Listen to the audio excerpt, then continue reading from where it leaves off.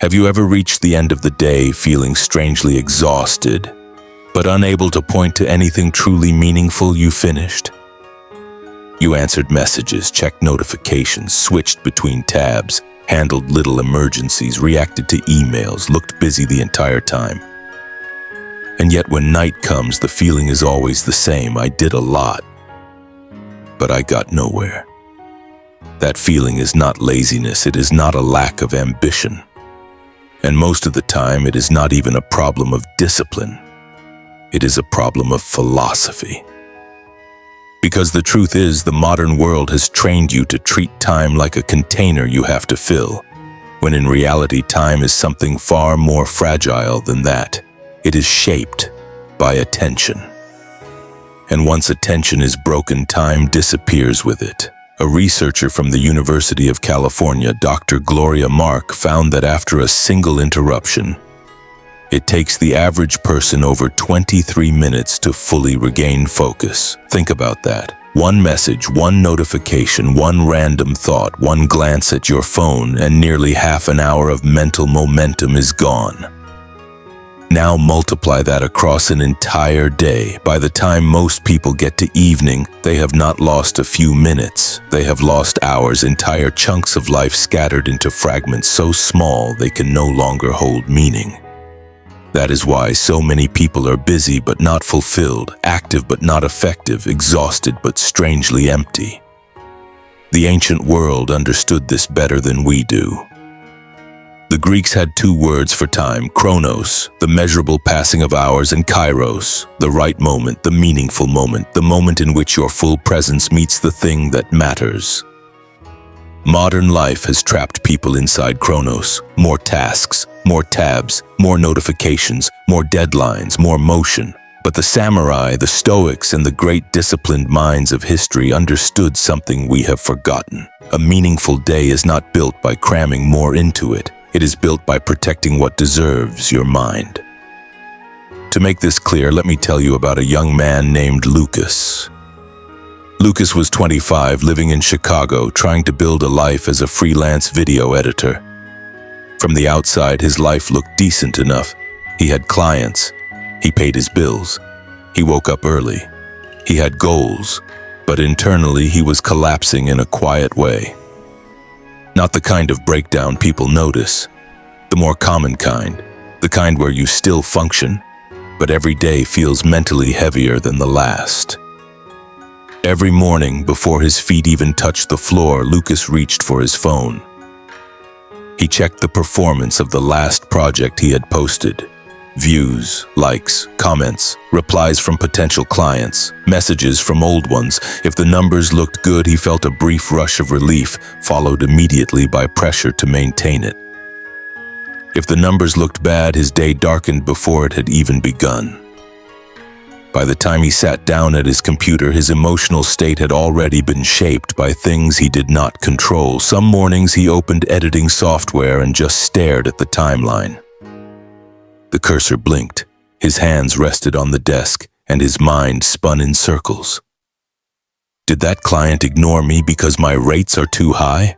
Was that last video not strong enough? Should I change my style? What if I'm not as good as I think I am? What if I never break through? 2 hours would disappear like that. No deep work, no meaningful progress, just invisible mental friction. By noon, he felt drained, as if he had been wrestling with life all morning. But if someone asked what he had actually done, he could barely answer. And that is the trap. Many people confuse mental agitation with effort. They think that because they are worrying, checking, reacting, and emotionally spiraling, they must be engaging with their life in a serious way.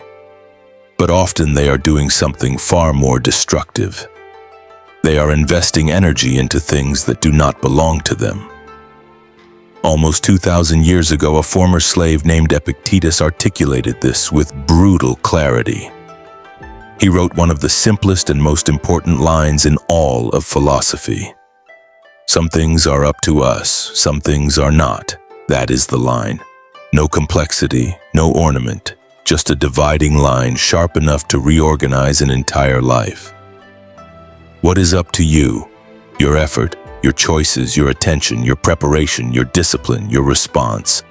What is not up to you? Other people's opinions, the past, the algorithm, a client's mood, the weather. The outcome after the action leaves your hands.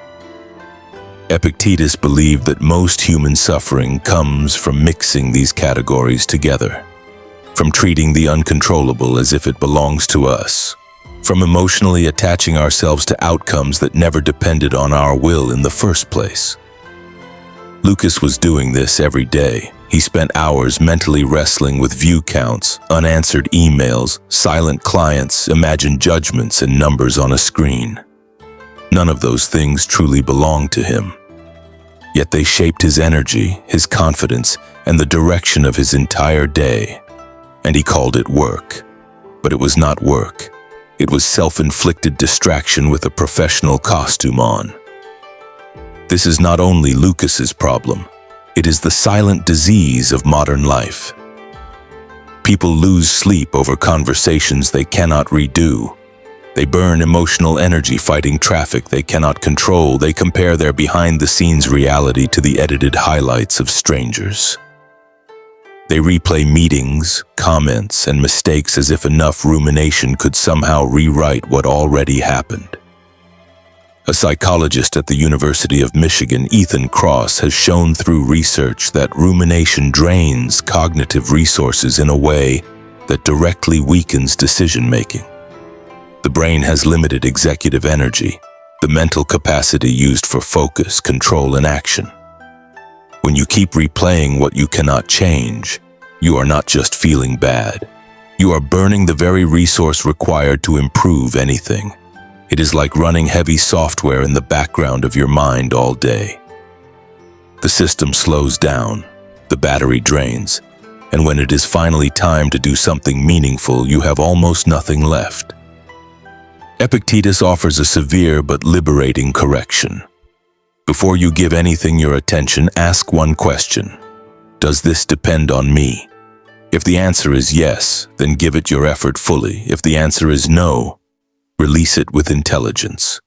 Not because it is easy, not because it does not hurt, but because your attention is too valuable to be spent on what cannot obey you. Lucas began using this as a filter.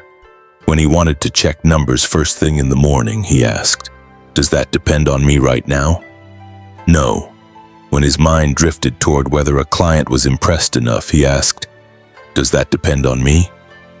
No. When he thought about the quality of the work he could still produce that day, the answer changed. Yes, that belonged to him, and slowly something started shifting. Not because his life instantly got easier, but because for the first time his mind stopped giving equal importance to everything. And that was the beginning of clarity. But clarity alone was not enough. Because even after Lucas learned to separate what was his from what wasn't, there was still something capable of destroying his day in seconds. One unexpected email, one rude message, one negative surprise. He had found the filter. What he had not yet found was the shield. For the first time in months, Lucas felt something that had been missing from his life. Clarity, after discovering the principle of Epictetus, separating what depends on you from what doesn't. His days immediately started changing. He stopped checking numbers every hour. He left his phone outside the room during his morning work session. When his mind tried to spiral into thoughts about things he couldn't control, he simply said to himself, "That doesn't belong to me." And then he returned to the work in front of him. Within 2 weeks, something surprising happened. Lucas wasn't working more hours, but he was finishing projects faster. The quality of his edits improved. Clients started responding positively. And the strange mental exhaustion that used to drain him before noon slowly began to disappear. For the first time in a long time, the day felt longer. Not because time had changed, but because he stopped wasting energy on ghosts. However, clarity alone wasn't enough to protect him. Because life has a habit of testing every system you build. The test arrived on a Tuesday morning.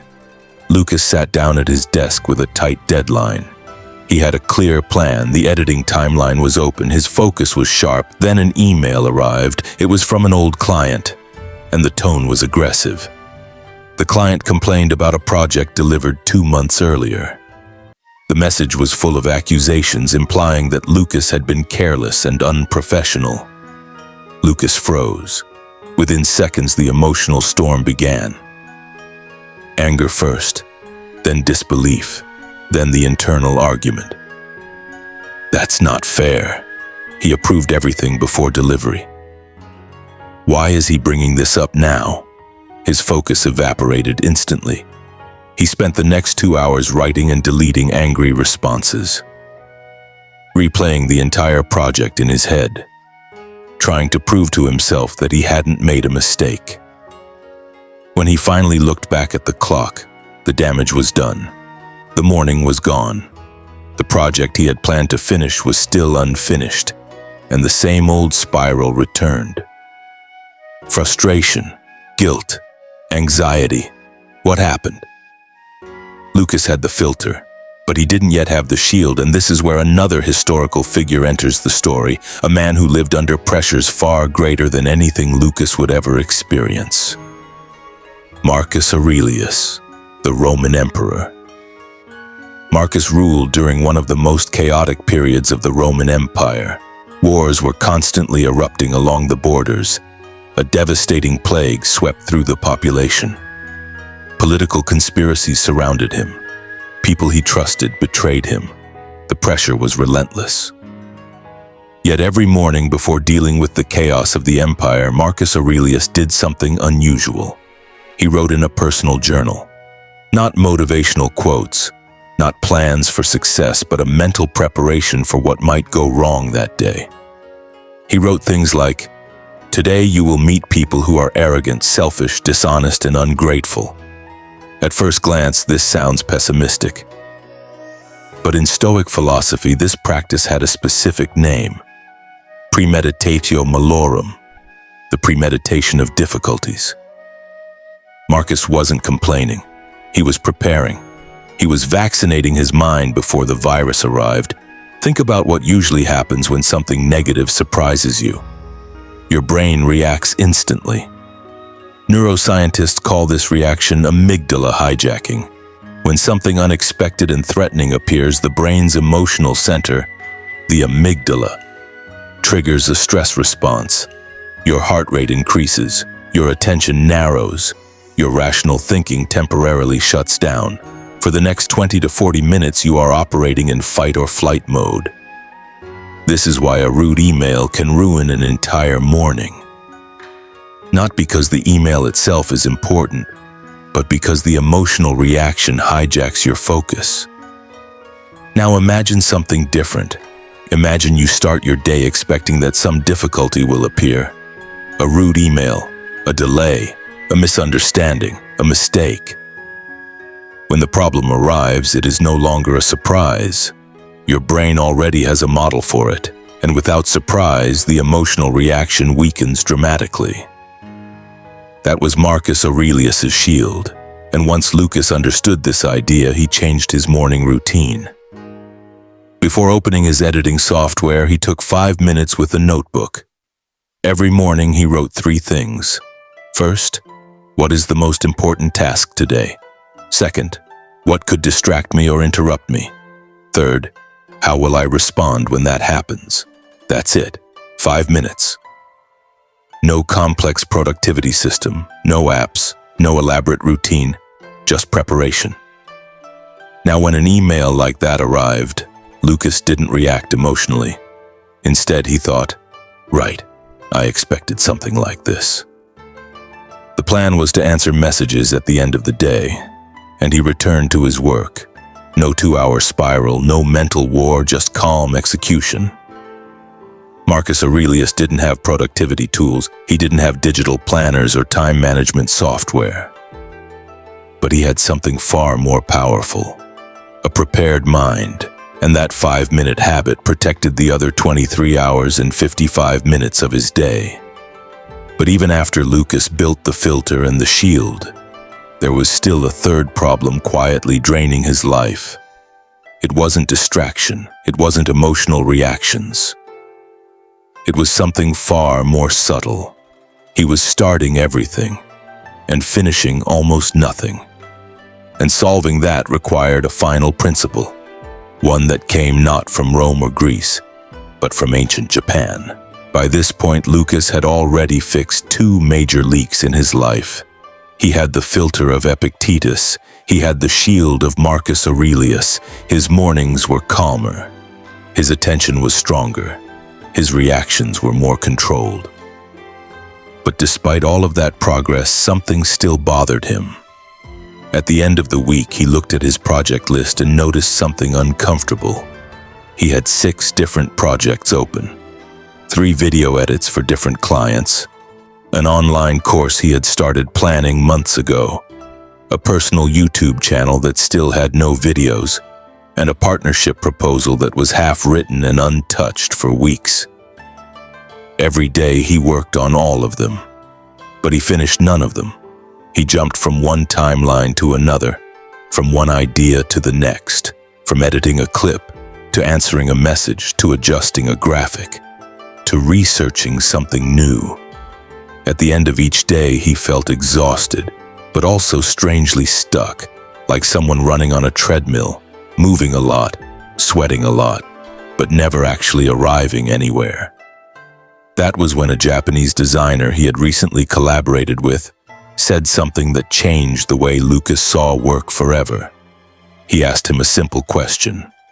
"Lucas, do you know the concept of musubi?"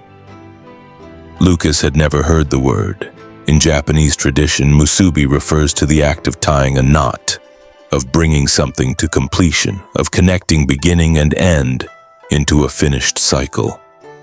In Shinto temples, sacred ropes often contain carefully tied knots. Each knot symbolizes closure, connection, and transformation. Something open becomes something complete, and the designer explained something Lucas had never considered before. In Japanese culture, he said, an unfinished task is like a wound that hasn't healed.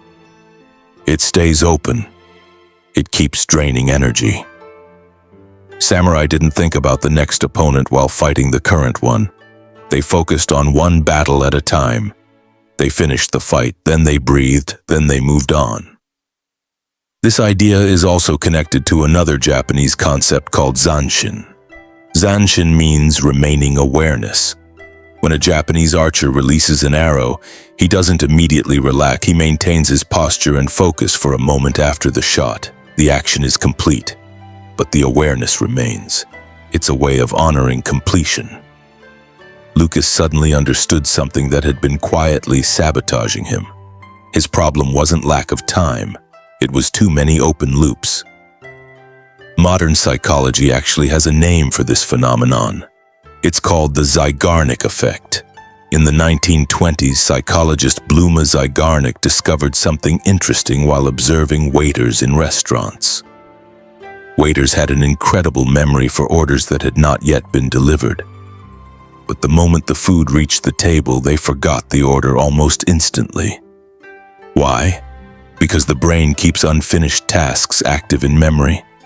It holds them open like unfinished files. Every incomplete project becomes a silent alarm in your mind, and Lucas had 6 alarms ringing at the same time.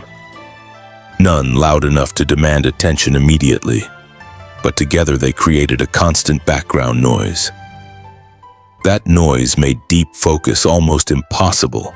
The solution Musubi proposes is brutally simple. Choose one cycle, commit to finishing it, tie the knot, then move to the next. Lucas wrote down all 6 projects. Then he asked himself a brutal question. If I could only finish one of these this month, which would matter the most? The answer was obvious. One client project was already 70% finished.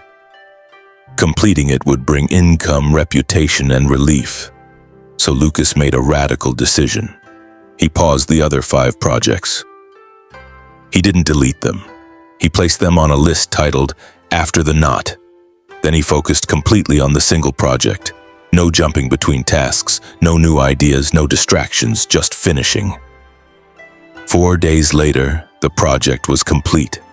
And the feeling surprised him. It wasn't just relief. It was mental silence. One alarm in his head had finally turned off. Then he moved to the next project, and the next. Within 3 weeks, Lucas finished more work than he had completed in the previous 2 months. Not because he worked harder, but because he removed the noise. And that's when something even more interesting became clear. These 3 ancient ideas form a complete system. Epictetus gives you the filter. You stop wasting energy on things you cannot control. Your attention becomes clean. Marcus Aurelius gives you the shield. You prepare for inevitable problems. Your emotions stop hijacking your day. Musubi gives you the sword. You focus on one cycle at a time and finish it. Clarity, protection, execution, 3 principles discovered independently by a Greek slave, a Roman emperor, and ancient Japanese tradition. 3 ideas separated by centuries and continents. And yet they all point to the same truth. Your life does not become meaningful by doing more things. It becomes meaningful by protecting your attention and finishing what matters. So now ask yourself something honestly. How many alarms are ringing in your head right now? How many unfinished tasks are quietly draining your energy? How many hours of your life are going to things that never depended on you in the first place? Maybe this is the moment to stop, to apply the filter, to raise the shield, and to pick up the sword, because time was never really your problem. The real problem was attention. And once attention is protected, something surprising happens. You realize you always had enough time. You were just giving it away.